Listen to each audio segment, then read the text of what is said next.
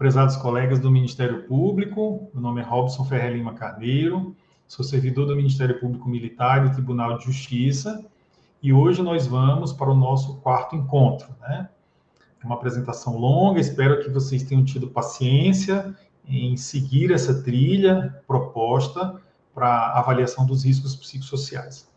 Hoje, nós vamos, imagine que eu vou ser um drone hoje, e que nós vamos sobrevoar esses 3 tópicos, né, importantes, que versam sobre ferramentas de avaliação de risco psicossocial, a importância da análise da atividade do trabalhador, e a gente vai entender o que é atividade, e, por fim, o último lembrete é sobre a necessidade de se submeter o projeto de avaliação de riscos ao Comitê de Ética e Pesquisa, segundo a legislação vigente no Brasil.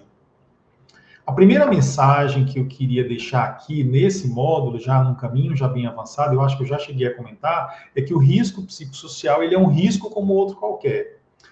Como que eu vou entender isso, Robson? Imagine, por exemplo, se eu tenho um trabalhador que trabalha na indústria química, né?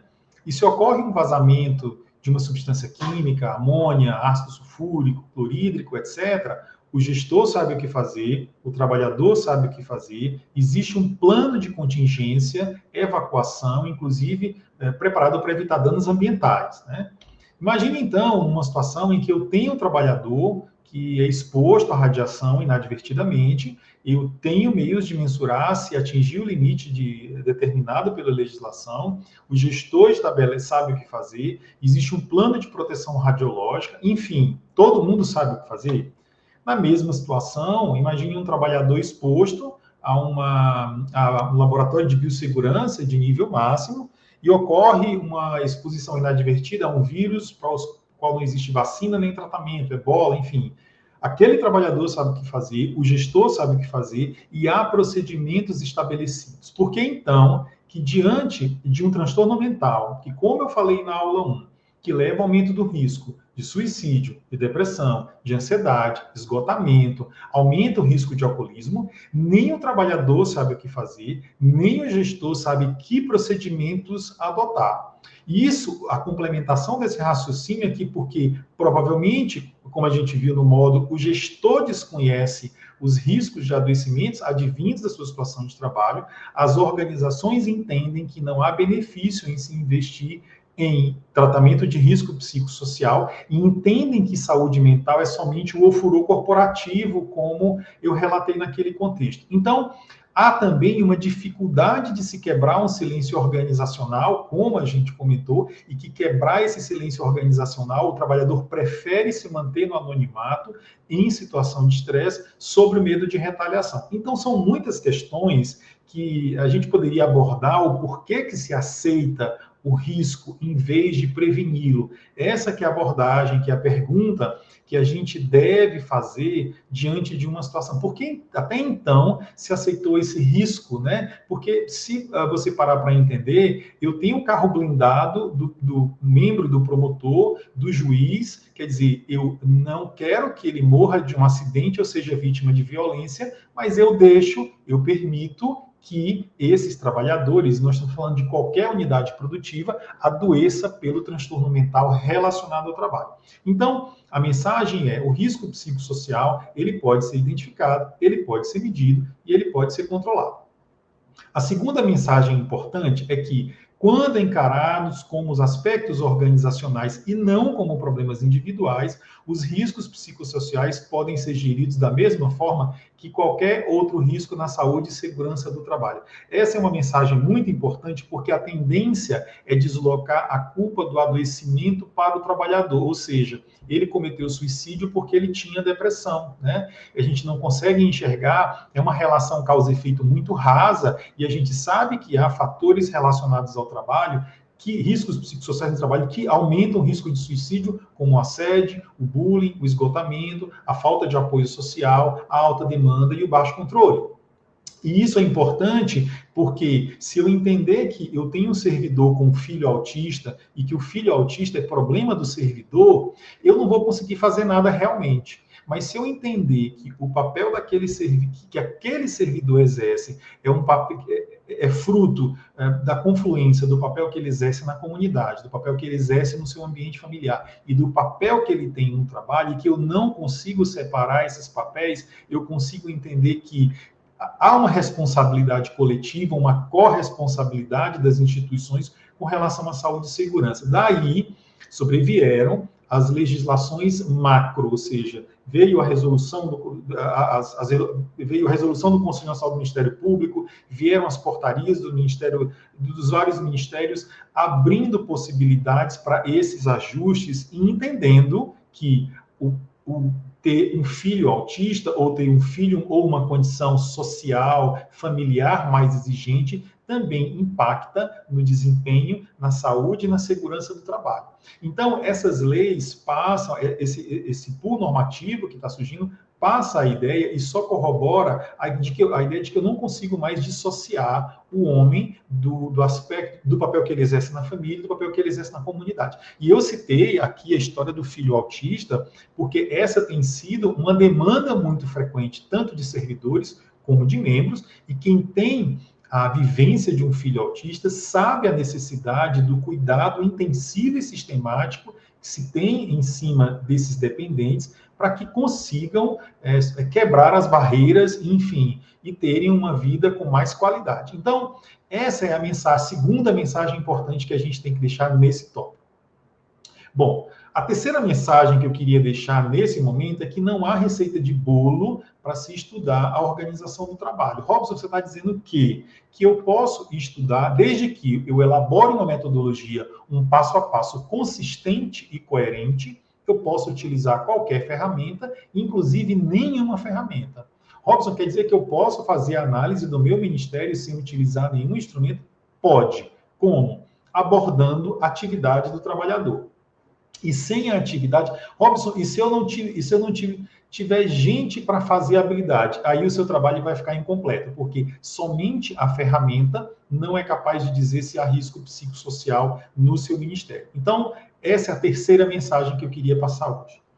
Bom, nós vamos entender a atividade, e essa é um conceito que eu trago da ergonomia, até mesmo pela minha formação. A atividade ela tem sido definida em ergonomia como a mobilização do sujeito e de seus diversos recursos fisiológicos, psíquicos, cognitivos e sociais para atender o que é solicitado pela demanda. Quem está acompanhando essa trilha de aulas que eu propus, lá nos primeiros slides, eu coloquei que todo trabalho, ele traz uma carga, ele traz um constrangimento, seja físico, mental e cognitivo. E que isso, quando cai no colo do trabalhador, suscita nele uma mobilização, um recurso físico, mental, cognitivo para dar conta. Então, a atividade, ela traz à tona toda a carga de subjetividade, de experiência individual e de experiência na minha vida profissional e que eu consigo lançar para resolver o problema. A atividade também, ela fica no meio entre a tarefa prescrita e a tarefa real, ou seja, a tarefa prescrita, o que é pedido que você faça, ou seja, é pedido que você realize uma análise processual. E o que a coisa pede, quando você cai, o processo cai no seu colo, é que eu vou saber o tamanho do problema, ou seja, é uma ação civil pública, é uma ação popular ou é um processo mais simples. Então, lá nessa atividade é onde os servidores, analistas, técnicos e promotores vão lançar a mão da sua experiência. O problema e a dificuldade é quando a organização de trabalho, e aí a gente viu também no módulo 1, no seu aspecto dinâmico, não permite negociação, não permite que você utilize o seu saber fazer. A atividade evoca o seu saber fazer para cumprir o objetivo. Para entender essa história, existe uma diferença entre o que é pedido e o que a coisa pede. Observe que esse profissional que trabalha com eletricidade, o trabalho dele é realizar a manutenção de poste, ou seja, é o que é pedido, é passado para você que você realize. Mas quando ele chega no real do trabalho, a coisa pede outra, a coisa pede uma situação mais complexa. E diante dessa situação complexa, eu preciso entender qual é o modo operatório, ou seja, o conjunto de recursos que esse trabalhador tem. Quais são os constrangimentos da tarefa? E muitas vezes aqui eu tenho elevada exigência cognitiva e exigência emocional, porque ele trabalha com medo de levar o choque, ele trabalha com medo de morrer, ele não pode cometer nenhuma situação, ao mesmo tempo ele tem que fazer o trabalho rápido, ou seja, bem rápido, bem feito, bem seguro, seguir todos os procedimentos de segurança, porque sobre ele pesa a responsabilidade de luz do bairro, ele está sofrendo pressão temporal para o cumprimento da tarefa. Então, quais são as variabilidades, ou seja, a atividade suscita variabilidade. Quando você chega aí e no Ministério Público, eu tenho uma imensa variabilidade de processos. O que você faz? E aí você começa a pensar, bom, o gabinete X cumpre a meta, o gabinete Y não cumpre a meta. Ou seja, o que existe no gabinete X que não existe no Y para cumprir a meta. Como eles lidam com a variabilidade da matéria processual? Quais são as condições reais de trabalho que eles enfrentam?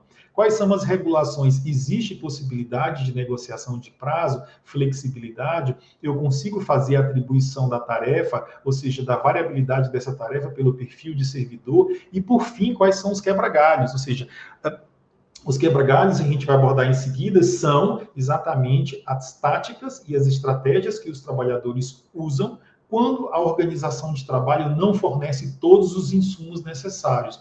Porque a atividade, ela suscita a criatividade, ela suscita evocar a sua experiência. Então, a gente precisa entender que é necessário eu abordar a atividade do trabalhador na análise de risco psicossocial, porque eu preciso entender exatamente qual é o repertório que ele utiliza para cumprir a tarefa, quais são os pontos de estresse, e nisso nenhum instrumento vai dar. Não existe nada mais precioso na análise do estudo da organização de trabalho do que as verbalizações do trabalhador. Nessa temática de quebra-galho, a primeira pergunta é que existe trabalho sem quebra-galho? Do meu ponto de vista, não existe. Porque a tarefa prescrita nunca vai dar conta do real do trabalho. E esse real do trabalho, eu estou falando em termos de variabilidade, panes, problemas, imprevistos, nunca. E muitas vezes, quando essa tarefa prescrita tenta se aproximar da tarefa real, eu tenho um rol de procedimentos, um protocolo operacional gigantesco. Na verdade, essa tarefa prescrita, quando vem na forma de manuais, ela, na verdade, tenta se aproximar do real, tenta estabelecer alguns fluxos e tenta prever o imprevisto. Então, existe trabalho sem quebra-galho? No meu ponto de vista, não existe. No Ministério Público, há quebra-galho? No meu ponto de vista, há. E em qualquer situação, há quebra-galho. Eu tenho a equipe de confiança, é considerado um quebra-galho. E é interessante abordar esse quebra-galho, porque esse quebra-galho ele não é prescrito pela organização. São as estratégias que os trabalhadores utilizam para cumprir a tarefa. Numa das abordagens da aula 2 que eu falei, do silêncio organizacional, quando eu tenho o perfil do gestor, que é extremamente centralizador, esse gestor ele vai estabelecer uma gama de procedimentos e de fluxo para ter a ilusão gerencial de que se todos seguirem aqueles passos, eles vão dar conta do trabalho. Mas muito procedimento leva à lentidão e não consigo cumprir a meta. Então, o trabalhador consegue, muitas vezes, realizar táticas ou estratégias para cumprir. Esse quebra-galho, ele é visto no nosso mundo real como operação padrão. Vez por outra, surge na televisão que o setor XYZ está realizando operação padrão. O que aquilo quer dizer sob o ponto de vista da organização de trabalho?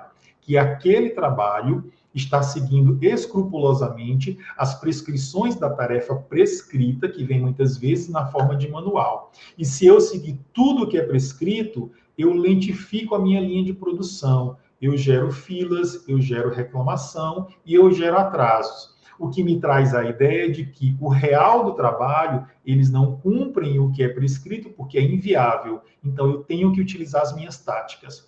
Voltando ao Ministério Público, como o gabinete faz para cumprir a tarefa? Quais são os quebra-galhos que se utilizam? A equipe de confiança é porque ter a equipe de confiança, eu vou ler o processo de 500 páginas, não, eu tenho 50, 60 processos, 10 mil páginas, 15 mil páginas. Eu vou ler a súmula do negócio, eu vou direto para a conclusão, porque eu tenho uma equipe de confiança que realiza esse trabalho por mim.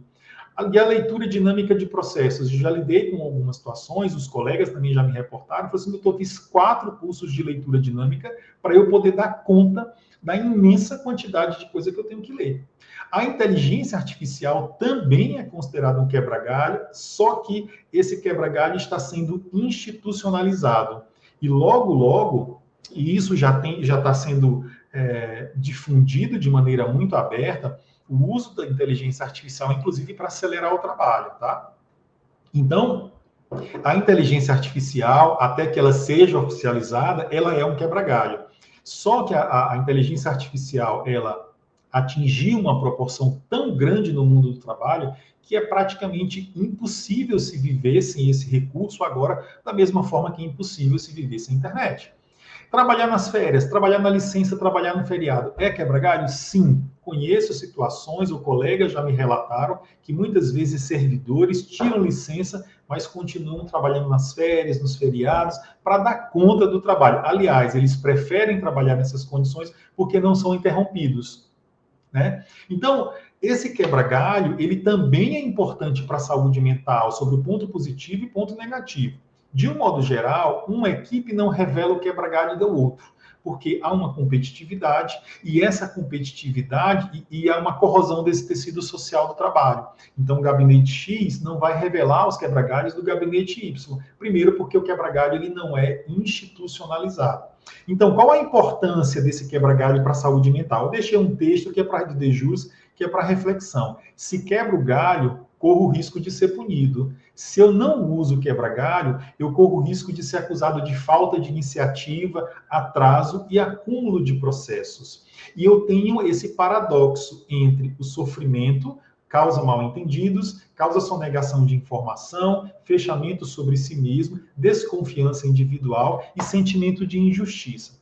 Então, uma equipe, uma situação de trabalho que se utiliza de quebra-galhos, ela não pode revelar isso exatamente por conta disso, dos mal-entendidos, da competição. E outra coisa, não revelar o meu quebra-galho, eu quebro a oportunidade de aprendizado organizacional. E isso me remete à condição de análise da psicodinâmica em que esses indivíduos estão na fase de sofrimento patológico, em que cada um estabelece a sua estratégia diante de um trabalho que é desestruturante e cada um por si, Deus por todos. Eu não tenho a condução desses indivíduos para um espaço coletivo de discussão e uma validação coletiva desse quebra-galho, porque o trabalho não gera confiança, tá? Então, é importante fazer essa reflexão sobre que quebra-galhos cada um utiliza na sua realidade, na sua rotina de trabalho. E a importância disso, tanto para a saúde mental no aspecto positivo ou no aspecto negativo. E para lembrar, recentemente, isso foi um texto que foi publicado agora em outubro de 2024, que foi um desembargador do Tribunal de Justiça de Pernambuco que zerou arquivos do gabinete pela ajuda da inteligência artificial. Então, essa é uma temática que deve, inclusive, ser motivação de abordagem aqui no Ministério Público, que é o impacto sobre a saúde e segurança que a inteligência artificial já está exercendo nos servidores. Eu já vi vários webinários aqui no Judiciário, no CNJ, aqui também no Ministério Público, já houve algumas ações, acho que na escola, sim. Então, essa, na verdade, também deve ser uma das preocupações, né?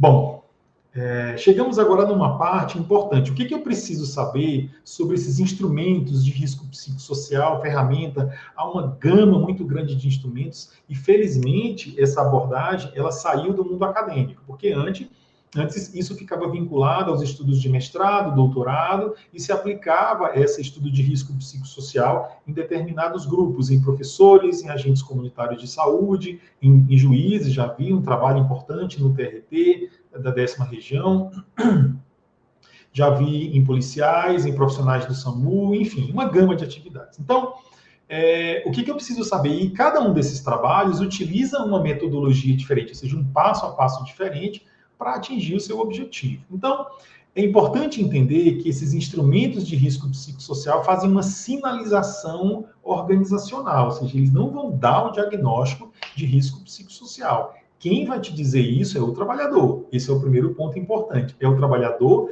diante de uma metodologia consistente de análise, né?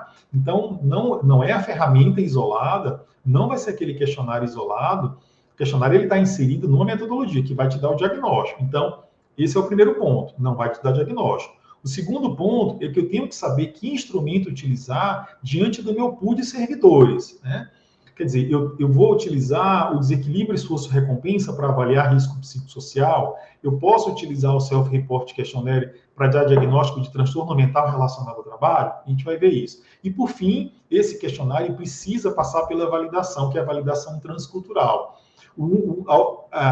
Dos últimos 5 anos, há vários questionários, surgiram muitos questionários aqui, validados, que vieram de pesquisadores aqui do Brasil, o mais conhecido é o ProArt, a UNB tem uns 2 ou 3, o pessoal do Sul também tem instrumento, enfim. Mas eu preciso dessa validação transcultural, porque o Copenhague é de fora, o HSE é de fora, o Job Content é de fora, o desequilíbrio esforço-recompensa é de fora, né? Então, porque essa validação é importante para ter a certeza de que a tradução vai garantir o mesmo resultado do que o trabalho original. Então, eu tenho que buscar essa validação transcultural na literatura. Bom, aqui é importante também vamos já chegar no ponto já importante. Aqui também é outro ponto importante, na verdade. Aqui é preciso entender que o método é o caminho para se chegar ao resultado, ou seja, o passo a passo. Então, eu tenho que ter um planejamento antes, importante, significativo. Diz que japonês passa 80% do tempo planejando e 20% do tempo executando. Então, a gente tem que planejar muito. Quer dizer, nós já temos uma política macro, perfeito. Vamos agora cair em cada ministério, formar um grupo de trabalho, alta administração, servidores dos recursos humanos, serviço médico, assistente social, psicóloga, estatístico, né? Depois disso, é necessário fazer um levantamento. Qual é o perfil como é a cara do servidor do meu Ministério Público? Qual é a causa de afastamento, do absenteísmo? Há suspeita de presenteísmo, ou seja, há relatos de que servidores percebem que a equipe está trabalhando doente? Quais são as causas de aposentadoria por doença não especificada em lei? É transtorno mental? É doença osteomuscular? O meu ministério apresenta elevado índice de transtorno osteomuscular. Mas espera, o trabalho administrativo não suscita diretamente posturas inadequadas, carregamento de peso e deslocamento por longa distância. E se está ocorrendo isso, vamos lembrar lá da relação que existe entre os fatores de risco psicossocial e o transtorno osteomuscular, a falta de apoio social, a alta demanda, o baixo controle. Será que não valeria a pena aplicar o questionário nórdico nesse contexto, para a gente entender? Então, eu preciso, enfim, depois desse passo a passo, eu chego, então, na escolha adequada da ferramenta. Será que não seria interessante a gente mandar um questionário colhendo informações de servidores e gestores de quais seriam os pontos de estresse? Ou vamos fazer um webinário para consultar os servidores sobre, antes de escolher a ferramenta, ou ainda inserido no passo a passo, de quais são os fatores que levam ao estresse e como eles lidam com essa situação? Será que não valeria a pena a gente chamar os gestores e pedir para eles informações sobre as dificuldades que eles enfrentam, né? Porque sobre o gestor também pesa risco psicossocial. Então, essa metodologia, esse passo a passo é que vai te dar a resposta que você quer. Há ou não há risco psicossocial? A técnica é a maneira de agir, o jeito, a habilidade de manejar essas ferramentas. E aí você pensa, será se vale a pena a gente fazer esse estudo de risco psicossocial logo quando ocorreu uma mudança da gestão, quer dizer, mudou o procurador-geral? Então vamos esperar em um período de 6 meses em que há uma acomodação, há uma nova curva de treinamento frente à mudança de fluxo, muitas vezes mudou o sistema operacional que faz o manejo dos processos, da informática. Então, será que eu vou consultar a informática em pico de estresse, nessa mudança de administração? Então, eu tenho que ter um momento adequado de aplicar. Ou seja, será se um questionário de 90 a 100 perguntas não é um questionário desmotivador? Então, vamos fazer questionários mais curtos, procurar ferramentas que sejam mais condensadas, mas que também me tragam essa resposta. E as ferramentas, por fim, são os instrumentos e os recursos utilizados na aplicação desse método, são os que validam o método. E a gente vai falar um pouquinho de ferramenta aqui.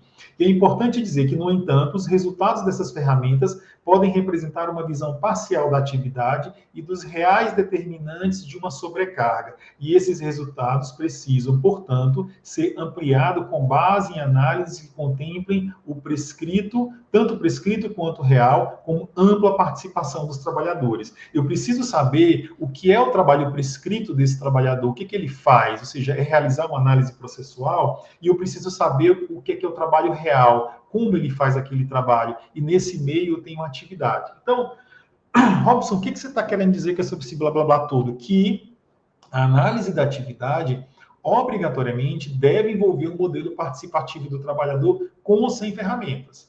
Então, vamos voltar àquela história de novo. Eu posso realizar o estudo de risco psicossocial só com base na análise do trabalhador, sem utilizar nenhuma ferramenta? Pode. Dá mais trabalho? Dá. Mas eu acho que o trabalho fica até mais rico, né? Só vai dar para o trabalho fazer a tabulação, fazer um questionário bem que contemple todas as dimensões da organização de trabalho, e eu posso soltar na intranet. Então, eu posso fazer isso sim. Bom, a partir de agora, ou seja, vamos lá, vamos voltar ainda a complementar, achei que eu tinha mudado. Então, o que vai me trazer, Robson, essa análise da atividade? Por que esse modelo participativo do trabalhador ele é tão importante para eu entender os fatores de risco psicossocial? Para responder essa pergunta, eu vou utilizar esse trabalho, que foi Sofrimento e Adoecimento no trabalho no Judiciário Estadual Brasileiro. Foi um trabalho publicado, acho que em 2018, 2019. Ele também utilizou o ProArt, pegou todos os TJs do país, foram 2.880 servidores, enfim, foi aplicado o ProArt. Quais foram? Aqui são exemplos de verbalizações dos trabalhadores. O que eles falaram? Divisão do trabalho. A divisão do trabalho não parece equânime. Umas pessoas têm muitas coisas e outras menos, e os mais rápidos trabalham mais. Isso é verdade? É verdade. Como que eu vou obter uma resposta com base num questionário fechado? Não tenho como. Então, isso é uma distribuição equitativa. Ou seja, quando o trabalhador não tem nenhuma margem de manobra, e aí vai.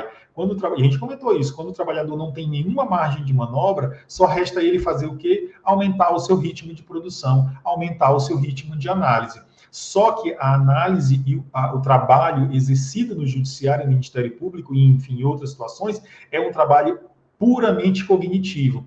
Mas como eu vou aumentar a minha capacidade de análise cognitiva? Ela tem um limite, né? E se eu chego nesse limite, eu me esgoto, né? Eu não tenho mais recursos de enfrentamento. E é isso mesmo. Quem trabalha mais, mais vai trabalhar. Então, essa é um exemplo de uma verbalização que eu não conseguiria arrancar por um questionário.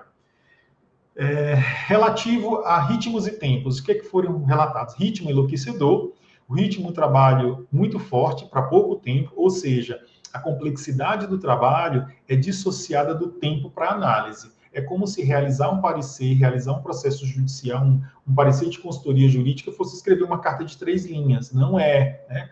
Então, outra dificuldade, o teu trabalho acumula quando você tira férias ou está afastado, também complica muito. Isso me prediz falta pessoal, falta equipe reduzida, né?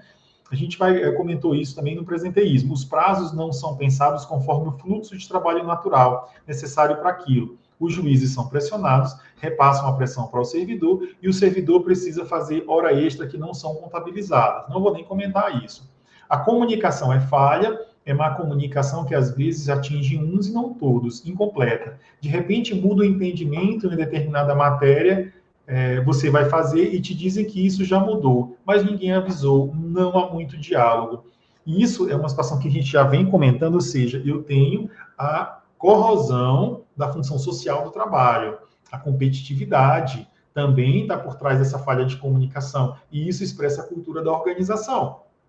Não há feedback, o que você está precisando melhorar, o que falta em você. As pessoas não falam abertamente. As pessoas não estão dispostas a falar, muito menos a ouvir. Ou seja, precisamos resgatar tornar o feedback sistemático, né? Isso eu percebo que talvez seja um dos perfis que mais caracteriza o mundo do trabalho hoje, pelo menos no meu entendimento da administração, é a falta de feedback. Os gestores não sabem fazer feedback quando dar feedback. Inclusive, acho que isso já está no hall de repertório dos cursos voltados para os gestores. E, por fim, eu tenho o fato de a gente ser chefia e ser mulher, as pessoas chegam aqui e pensam, eu não vou ser mandado por uma mulher, pura discriminação.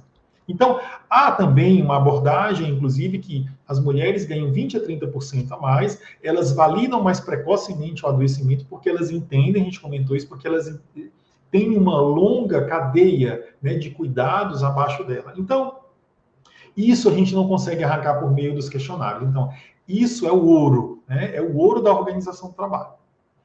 Bom, finalmente a gente vai agora, imagine que a gente vai sobrevoar, eu sou um drone agora, a gente vai meio que sobrevoar as ferramentas, né? Aquelas ferramentas que vão estar inseridas na metodologia. Lembra que não vai ser a ferramenta que vai dar esse diagnóstico. A primeira delas é o Self-Report Questionário, de 20 questões. Ele é um questionário que foi validado pela Organização Mundial de Saúde e as principais informações eu coloquei aí. Ela serve para dar diagnóstico de transtorno mental, que são transtornos de origem psíquica em que eu não consigo fechar um quadro de depressão e ansiedade, tá? E são sintomas que esse transtorno mental, quando presente... Robson, vamos lá. Qual é a prevalência desse transtorno mental na população? É muito variável. Mas eu já vi estudos que variavam de 7% a 50%. Né? Então, esse transtorno mental, eu não posso dizer que a aplicação desse self-report me dá o diagnóstico de transtorno mental relacionado ao trabalho. O diagnóstico é transtorno mental comum, tá? Para eu comparar, ou para eu chegar à conclusão de que isso é relacionado ao trabalho, eu tenho que fazer uma anamnese psiquiátrica, tá? Então, o padrão ouro desse self-report é uma anamnese. Mas o transtorno mental comum, ele pode ser utilizado como indicador da saúde mental da minha população. Eu posso aplicar, eu posso inseri-lo na minha metodologia e depois utilizar como indicador válido. É um questionário simples, resposta sim ou não. Aí é o item 13. Essa ferramenta se destina à detecção de sintomas, ou seja, sugere um nível de suspeição, presença ou ausência de sofrimento mental, mas não discrimina um diagnóstico. E aqui, um diagnóstico específico. Ele é de fácil compreensão, rápida aplicação, baixo custo e tem elevada sensibilidade para o transtorno mental comum. Então, é um questionário válido. Ele pode ser, por exemplo, o questionário de abertura da sua metodologia, se assim você entender que o seu levantamento preliminar, seja o seu passo a passo, o que você fez na metodologia, cabe. Qual que é o ponto de corte? De 20 questões, 7 questões positivas, dão um diagnóstico de transtorno mental comum, e 2 perguntas merecem atenção. Tem pensado em dar fim à sua vida ou o seu trabalho te traz sofrimento? Então, veja bem, sim ou não, mas e esses indivíduos que respondem que o teu trabalho te traz sofrimento devem ser motivo de abordagem. Que sofrimento o trabalho te traz e como isso afeta a sua saúde? As questões do self-report são divididas em 4 dimensões: pensamentos depressivos, humor depressivo, o quadro somático e queda de energia vital. Nós não vamos adentrar nas questões de uma por uma, porque senão isso aqui ia ficar enfadonho. Então, esse questionário, depois, os colegas que quiserem ter acesso, eu vou deixar o meu contato e depois eu posso mandar. Mas isso basta colocar self-report, que aparece fácil aí na internet. O outro questionário, na verdade, a outra ferramenta é o Job Content Questionário. Esse Job Content, ele também é um questionário muito aplicado no mundo inteiro, veio na década de 80, e a característica dele é relacionar situações de estresse no trabalho com adoecimento cardiovascular, doença coronária, doença musculoesquelética e diabética, né?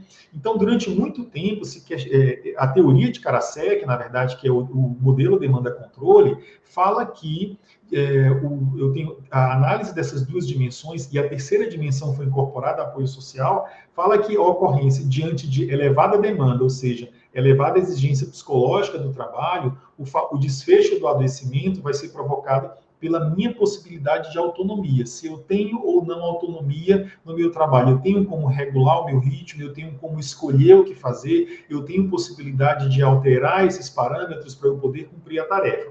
Então, o Job Content Questionário, ele tem uma validação transcultural no Brasil, ele é um questionário de 17 perguntas, e o responsável pela tradução brasileira está aí.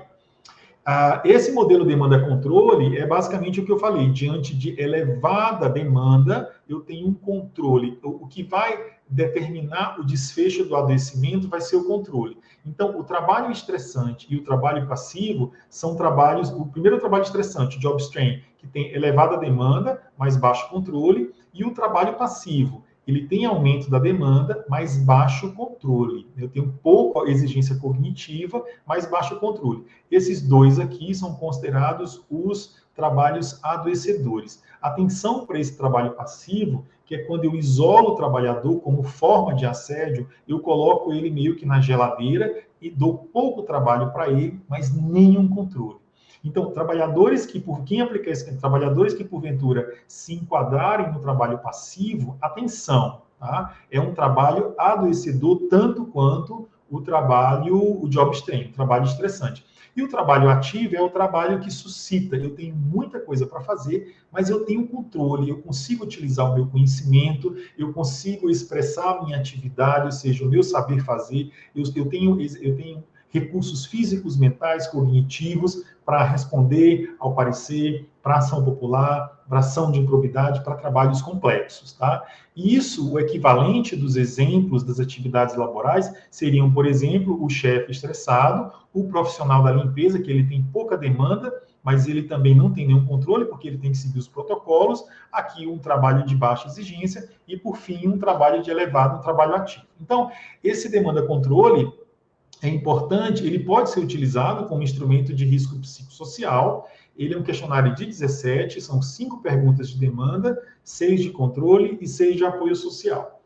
É importante que esse trabalho, a aplicação dessa ferramenta, exige a utilização de ferramentas complementares. Então, ele pode ser utilizado, mas saiba que a gente vai ter que fazer, ou eu posso utilizar o self-report, o demanda controle, e posso utilizar a verbalização. Posso fazer isso sem nenhum problema. E os fatores de risco são esses aqui, o trabalho de baixo controle e a sobrecarga, que é alta demanda, e baixo controle, o trabalho passivo, que a gente voltou a falar no começo. Então, esses são as características do job stress, do job content. O job stress é a versão brasileira, o job content é a versão original. A outra ferramenta que eu vou ressaltar e que também é muito utilizada e surgiu mais ou menos ali na época do demanda controle é o desequilíbrio esforço-recompensa, né? Essa é um instrumento que pode ser utilizado para avaliar o foco de estresse no trabalho e a relação com o bem-estar, mas com base na percepção do trabalhador. Robson, isso é frescura, né? Eu acho que não. Vamos lá. O trabalhador sempre vai ter uma percepção ruim do trabalho, então eu acho que esse questionário ele não vinga, não. Calma aí. Esse questionário ele foi proposto lá na Alemanha e a iniciativa dele era a relação com a doença cardiovascular. Inclusive, eu coloquei na relação de fatores de risco psicossocial para a doença cardiovascular, desequilíbrio, esforço, recompensa. Vamos já falar. Não avalia fatores de risco psicossocial na coletividade, porque é uma percepção. O que é importante a gente entender? Eu vou citar um caso e vocês vão conseguir enxergar o desequilíbrio, esforço, recompensa. Uma vez um colega me veio confidenciar um caso e falou assim, Robson, o que eu vou fazer com essa servidora? E a situação foi o seguinte, ele falou que essa servidora, durante a pandemia, atuou na reestruturação do seu posto de trabalho, ela correu atrás de um local, ela formulou a portaria, enfim, ela conseguiu servidores e ela conseguiu redesenhar as competências, ou seja, ela foi responsável por toda a metodologia do surgimento desse novo posto de trabalho, né? Desse local XY aí. E essa é uma servidora que já tinha muito tempo de casa e faltava 3 anos para ela se aposentar. E no dia de sair a portaria, e ela trabalhou nas férias, ela não tirou recesso, trabalhou com Covid, trabalhou fim de semana, respondia o chefe sábado, domingo, feriado, carnaval, Natal, Ano Novo, enfim. E no dia de sair a portaria, na segunda pela manhã, a situação foi o seguinte, o colega falou assim, olha, no dia de sair a portaria, foi nomeada uma outra pessoa, inclusive de fora do órgão desse colega.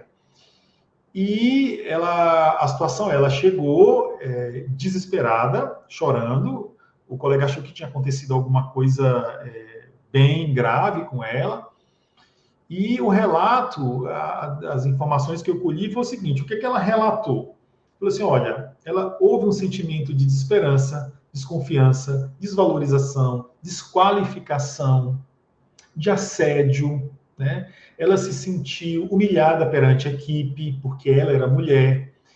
E a moral da história, ela estava extremamente desmotivada com aquela situação de trabalho, ou seja, por que que ela, que realizou tudo, né, para reestruturação, não teve a recompensa do reconhecimento? Porque faltavam 2 anos para ela se aposentar. Então, o que ela queria com isso não era a função, não era... Porque o que a gente ouve é o seguinte, você não fez mais do que a sua obrigação, né? Então, o que as pessoas estão atrás é de reconhecimento. E uma das formas de recompensa está aqui: reconhecimento financeiro, social e segurança no emprego. Ela precisava do reconhecimento pelo trabalho, de que todo o esforço, e aí a gente vai, o risco psicossocial vem quando a organização de trabalho não reconhece o esforço que determina o resultado final. Quando ele desvaloriza a minha carga de subjetividade, quando ele desvaloriza o meu empenho, aí eu tenho um risco psicossocial. Então, ela se sentiu traída. Então, essa situação, o que houve aqui? Ela lançou muito empenho, o trabalho exigia dela muito envolvimento, mas ela esperava um reconhecimento, não financeiro. Estava 2 anos para se aposentar, ela disse que não precisava da função, o marido, o filho, sei lá, todos com estabilidade, enfim, tudo muito bem preparado, mas ela precisava do reconhecimento no fim da carreira. Essa situação é a típica do desequilíbrio, esforço, comprometimento. E, além do mais, ela ainda tinha comprometimento, o excesso de comprometimento, combinado a muito esforço e a ausência de recompensa, é a situação adoecedora, inclusive para risco cardiovascular. Então, esse instrumento avalia exatamente essa percepção da minha situação de trabalho, tá?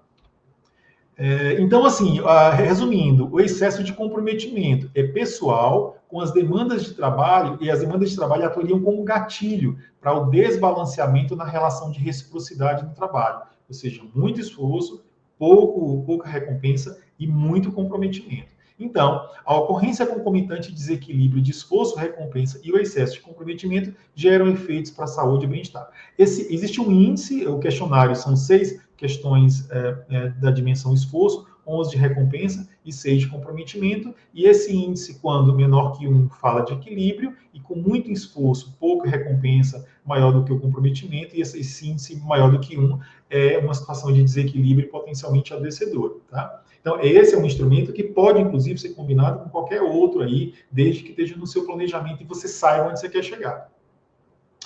O outro instrumento, ele também é muito conhecido, que é o Copenhague, que é o COPSOC, muita gente fala COPSOC, ele é um instrumento europeu, lá de Copenhague, o próprio nome já diz, ele avalia risco psicossocial, ele é muito utilizado nos países nórdicos, utilizados também ali em Portugal, Espanha. Há 3 versões, nós temos a terceira versão desse questionário, inclusive com a validação transcultural dessa versão 3. Ele é um questionário com cada versão 1, 2 e 3, tem a sua versão média, a curta, a média e a longa, né? Então, são questionários um pouco mais extensos e que trazem muitas dimensões da organização de trabalho, e aí a gente vai mostrar aqui. No Brasil, é utilizada muito a versão 2 média, né, que são em torno de 90, 60 questões, enfim, está por aqui. A versão média, 87 questões em 27 e 28 dimensões. Então, ele traz as dimensões como relações sociais e liderança, e embaixo são as dimensões, a previsibilidade, o reconhecimento, conflito de papéis, qualidade, apoio social de colegas. Eu confesso que ele é um questionário muito bem elaborado, aborda muita dimensão, organização de trabalho, influência, variação, significado, aqui exigências cognitivas, emocionais, as qualitativas, confiança vertical, horizontal, justiça, respeito, responsabilidade social, os impactos na saúde e bem-estar, como estresse somático, burnout, sintomas depressivos, e aí personalidade com alta eficácia. Então, quem for utilizar esse questionário, saiba que está utilizando um bom instrumento com validação transcultural, então pode utilizar. Precisa saber se ele vai atender às exigências da resolução. Provavelmente ele atende sim, tá? E tem a interface trabalho-indivíduo. Trabalho e família, trabalho, satisfação e insegurança. Eu gosto muito do COPSOC. Mas eu gosto ainda mais do HSE. O HSE é um instrumento britânico que veio em 2008, ele é utilizado para estudos de risco psicossocial, ele é um questionário mais enxuto e que torna ele mais atrativo para que eu não sature ali o servidor com muita pergunta. Eu posso combinar, posso fazer só um questionário COPSOC e o HSE? Pode. Eu posso combinar presenteísmo e HSE e questionário nórdico? Posso. Eu posso aplicar só self-report e o HSE? Pode. Então, o HSE é um instrumentário britânico que veio em 2008 para responder essa demanda da União Europeia em relação aos fatores de risco psicossocial. O interessante dele é que ele já traz na sua previsão esse grupo focal, que é o grupo onde eu realizo as verbalizações, que é o grupo onde eu consigo abstrair aquelas informações da atividade. Ele traz, na metodologia desses grupos focais, um manual de instruções e que instituições abaixo de 500 servidores eu devo fazer as duas fases em todos, e acima de 3 mil servidores eu preciso ter uma amostra de 800, tanto para quantitativa quanto para este grupo focal. O grupo focal, existe um manualzinho que ele já traz, são 6 a 10 trabalhadores no mesmo nível hierárquico, abordagem semi-estruturada, e isso é o que vai fundamentar o plano de ação, ou seja, é a verbalização do trabalhador que vai dar o martelo. O HSE, ele traz alto, médio, baixo, acho que é baixo risco de estresse, médio, moderado e alto risco de estresse. São as 4 gradações das respostas. As respostas estão divididas nessas dimensões. Cargo com 5 questões, demanda com 8, controle com 6, apoio do gestor 6, apoio de pares 4, comunicação 3 e relação interpessoal 4 questões. Eu, particularmente, gosto muito do HSE, porque ele já traz implícito ali a verbalização, tá? A adesão menor que 50%, eu tenho que ter um mínimo de 50% dos servidores para que esse questionário ele reflita a realidade da situação de trabalho, tá? O PROARTE, enfim, que foi o questionário utilizado pelo Conselho Nacional do Ministério Público, do professor Facas, da UNB. Ele é um questionário que tem o seu enraizamento na psicodinâmica, e aí eu deixei alguma coisa escrita para vocês pensarem. Se vale dos preceitos da psicodinâmica para pensar nas relações entre a saúde e o trabalho e as implicações na relação da organização do trabalho, gestão e envolvimento da intersubjetividade, ou seja, o que eu trago dentro de mim que eu consigo jogar no meu local de trabalho. A psicodinâmica tem raízes na psicanálise, na psicossomática. Acho, inclusive, vai outra dica, acho que os ministérios públicos devem capacitar servidores médicos e assistentes sociais nessa abordagem da psicodinâmica no coletivo de trabalho. Entender de psicodinâmica hoje é simplesmente libertador. Então, o que essa psicodinâmica traz? Ou seja, pela psicodinâmica, o trabalho prescrito, que eu falei no começo, nunca é suficiente para dar conta de tudo aquilo que de fato acontece no momento da execução da tarefa, pois não consegue prever esses imprevistos, falhas e problemas. Desse modo, há uma distância inevitável, o que é prescrito e o real do trabalho, o que se pede, ou seja, o que se pede e o que o trabalho é pedido. É o que é pedido pelo outro, o que a coisa pede, né? E essa distância mobiliza o sujeito e suscita o seu investimento subjetivo na atividade do trabalho. Então, a atividade, o que eu falei, ela está no meio entre o que é prescrito e o que é real, tá? Robson. Bom, o PROARTE é um questionário um pouco mais longo. Ele traz questões de sofrimento, 28 questões, danos psicossociais e físicos, 23 questões, análise do contexto de trabalho, 19 questões, e estilo de gestão, com 21 questões. É o único instrumento que traz esse diagnóstico de estilo de gestão, que inclusive eu mostrei, acho que na aula, no módulo 2, o estilo de gestão que foi percebido pelos servidores do Judiciário Estadual. Robson, o que essa psicodinâmica tem de tão importante? Já estamos no fim, pessoal. Como entender, a pergunta que a gente tem que fazer, que a psicodinâmica responde, é o seguinte: como entender por que indivíduos submetidos a situações de trabalho extremamente penosas e reconhecidamente favorecedoras do adoecimento, ao contrário do esperado, não adoecem? A psicodinâmica veio de maneira complementar à psicopatologia de trabalho, isso lá na França, na década de 70 para 80.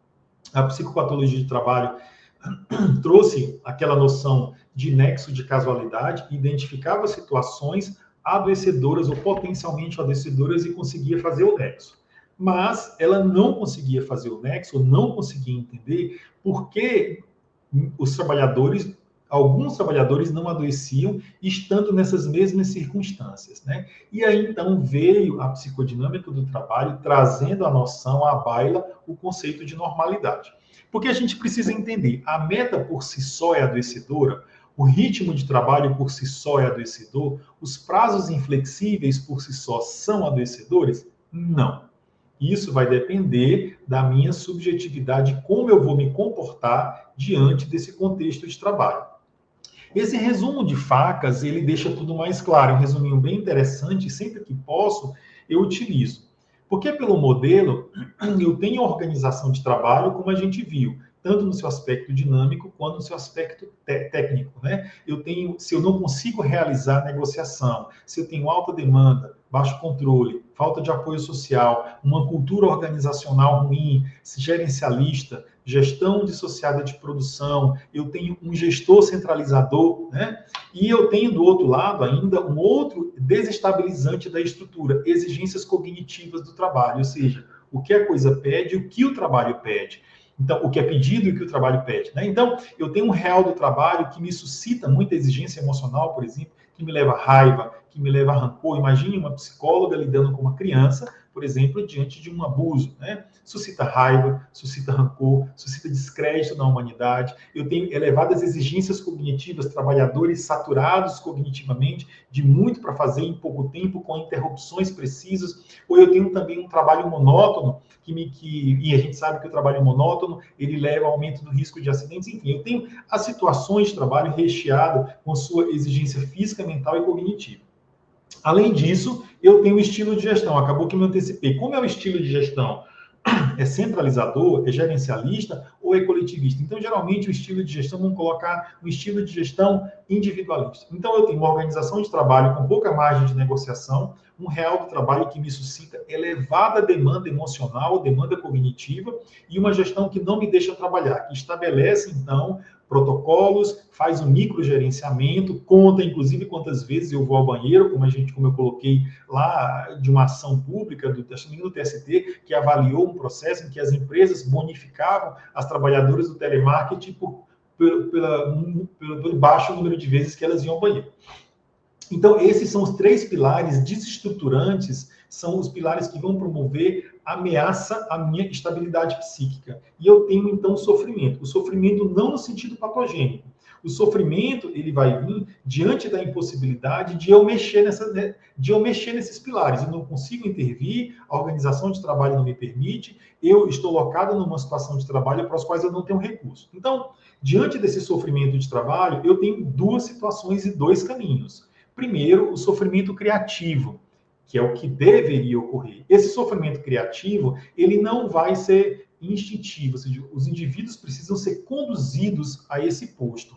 E aí eu tenho uma situação de mobilização subjetiva. Percebam que o sofrimento está aqui. Essas instituições, a organização, o real do trabalho, continua. Mas diante dessa minha mobilização subjetiva, eu crio espaços coletivos de discussão, em que eu levo em consideração a inteligência prática de cada indivíduo. Ou seja, quais são os quebra-galhos que você tem, que você pode? Primeiro, eu preciso gerar uma relação de confiança, para que esse coletivo, para que cada um desnude as suas táticas, as suas técnicas, ou inclusive o que aprenderam com o trabalho. Então, diante dessa relação de confiança, em que eu coloco as minhas táticas, eu gero esse espaço de discussão. Então, desse espaço de discussão, eu gero os consensos que vão virar as regras de ofício. E assim, trabalhando da forma que eu consigo, trabalhando, contribuindo para o meu coletivo, isso me gera um reconhecimento.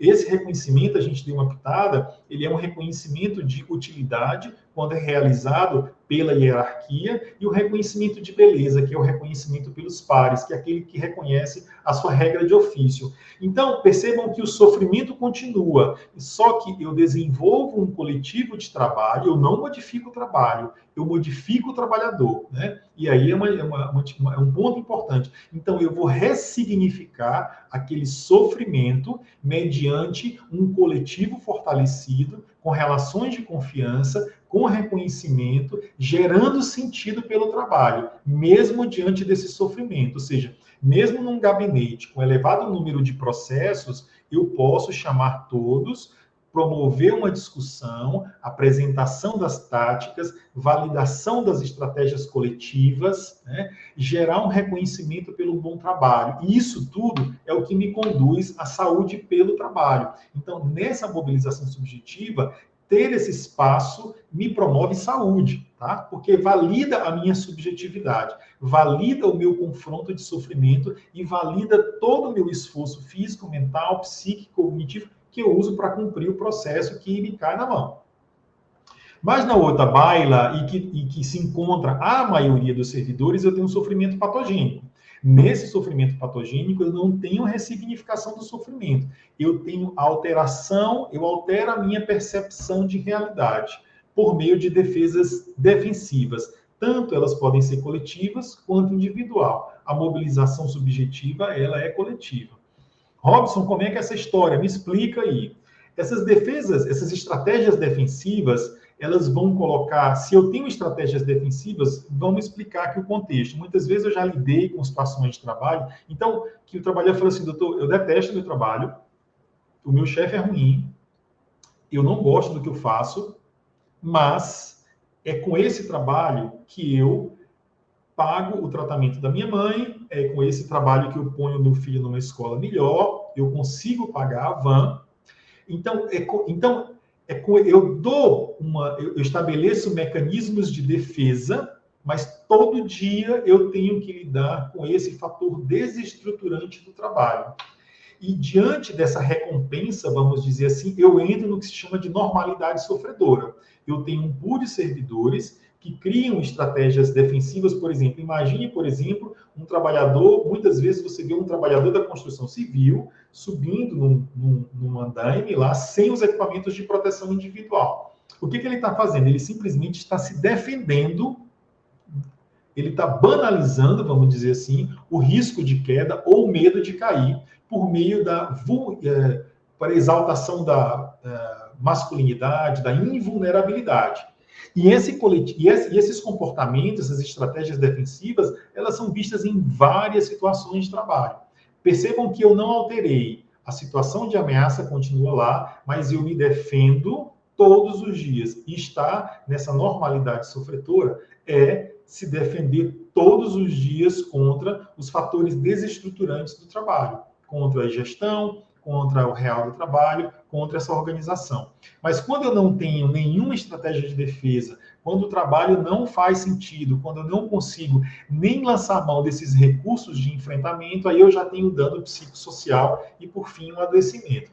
Então, entender um pouquinho essa normalidade faz você olhar para o seu coletivo de trabalho e perceber como os trabalhadores se defendem. Uma vez eu lidei com uma situação que eu falei assim, doutor, olha, eu não gosto do meu trabalho, mas eu tenho possibilidade de viajar para outros países ou viajar para os países que eu sempre sonhei. Então, é uma forma de defesa. Ou todo dia eu jogo futevôlei, ou eu estou conseguindo realizar o curso de árabe ou o curso de japonês que eu me inscrevi. Então, essa é uma forma de estratégia defensiva que é muito utilizada no nosso contexto de trabalho. E romper, o que é mais importante, romper essa defesa diária é jogar o indivíduo na vala do adoecimento, tá?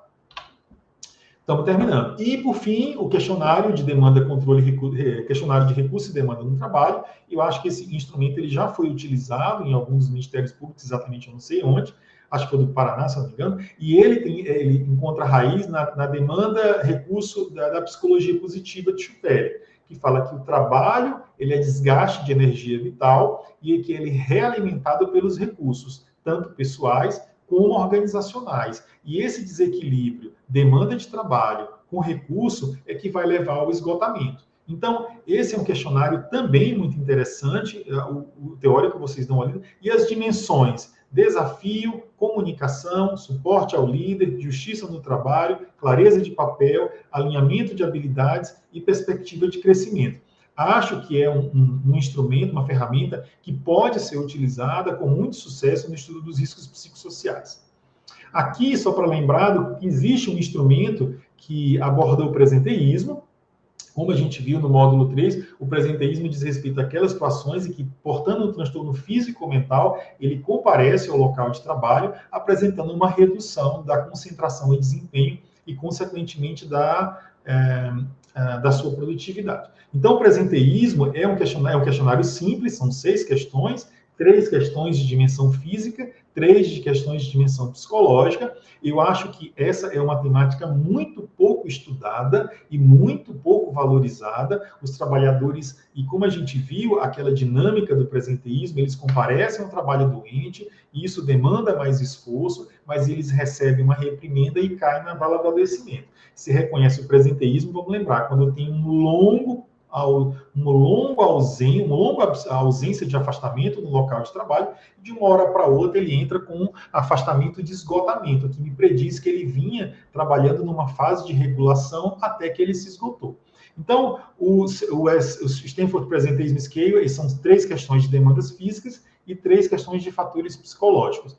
A pontuação acima de 18 me prediz a ocorrência de presenteísmo.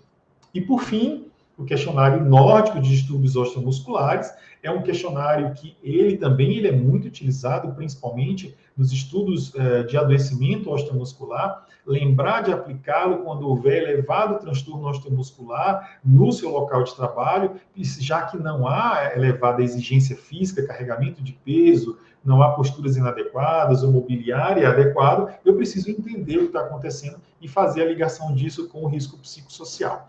As perguntas que o questionário faz, ou seja, você teve algum problema nos últimos 7 dias, nos últimos 12 dias, e você teve que deixar de trabalhar nos últimos 12 meses devido a algum problema osteomuscular, ou seja, ele me traz a ocorrência de absenteísmo por mapeamento corporal. Essa é a apresentação do transtorno do questionário nórdico, tá?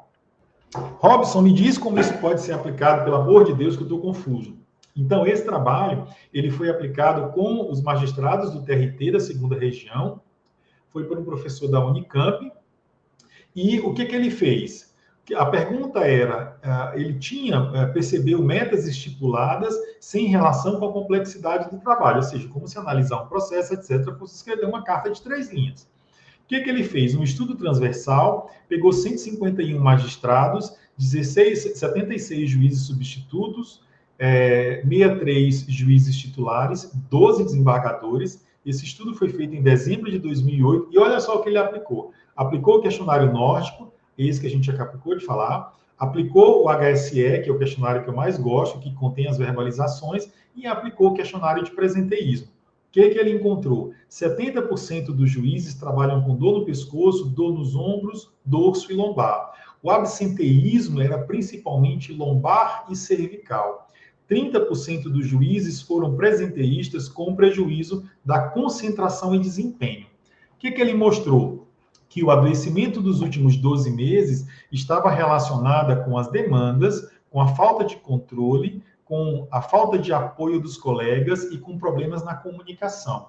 Os problemas nos últimos 7 dias estavam relacionados também com alta demanda, o baixo controle, e estavam relacionados à dificuldade do relacionamento, às exigências do cargo e a problemas de comunicação e mudança. Então, foi um trabalho bem desenhado e que traz informações interessantes sobre como utilizar. Percebam que ele fez uma abordagem inicial dos riscos psicossociais, avaliou o impacto osteomuscular e a relação do risco psicossocial com o transtorno osteomuscular e avaliou se havia impacto do presenteísmo, ou seja, concentração e desempenho. Então, a metodologia, o passo a passo, tem que ser bem desenhado, tá? Questão de um trabalho muito bom.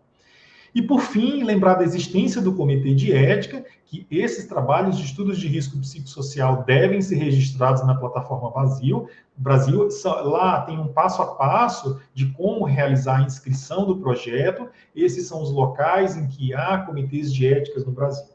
Essa é importante porque essa exigência obedece à Lei 14.846, que fala o seguinte: que pesquisa clínica em seres humanos são aquelas que são destinadas a verificar a distribuição dos fatores de risco de doenças ou agravo na população. O estudo de risco psicossocial faz isso, e aquelas que envolvem a avaliação dos efeitos dos fatores e o estado de saúde também se enquadra perfeitamente. Pesquisa em seres humanos são aquelas que envolvem de forma direta ou indireta, incluindo o manejo dos seus dados e informações do material biológico. Então, o estudo de risco psicossocial, ele se enquadra nesse contexto. Por fim, na classificação, esses estudos de risco psicossocial, eles têm uma tramitação mais simplificada, porque eles se enquadram aqui no A3, ou seja, quando realiza a entrevista, aplicação de questionários, grupo focal, outras formas de coleta dirigidas de dados, presencial, não, virtual, eletrônica. Então, eu acho que é para deixar bem claro que os ministérios públicos, para não se envolverem em imbróglios éticos, devem realizar essa pesquisa ao Comitê Nacional de Ética e Pesquisa, né? Então, com isso, nós cumprimos aqui o módulo 1, que foi o módulo mais difícil de apresentar, o módulo 2, estigma da doença, barreiras na instituição que dificultam, o módulo 3, o presenteísmo e o programa de retorno ao trabalho, e o módulo 4, que foram as ferramentas de avaliação, importância, comitê de ética e pesquisa. E falta o módulo 5. Por aqui eu me despeço, eu espero que eu tenha contribuído de alguma forma, com algum conhecimento, porque pensar em fatores de risco psicossocial é pensar fora da caixinha mesmo, é ter uma abordagem meio holística do adoecimento. Até a próxima.